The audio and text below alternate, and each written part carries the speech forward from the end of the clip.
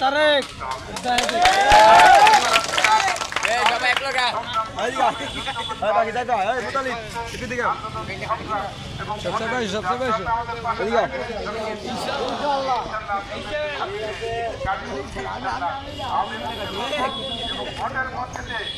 গাজীপুরের মাঠে ইনশাআল্লাহ বিএনপির ঘাঁটি হিসেবে আমরা করবো। এরপর আর আওয়ামী লীগের আস্তানা বাংলাদেশে তো হবেই না, গাজীপুরের মাটিতে ইনশাআল্লাহ আওয়ামী লীগের কোনো আস্তানা গাজীপুরে থাকবে না।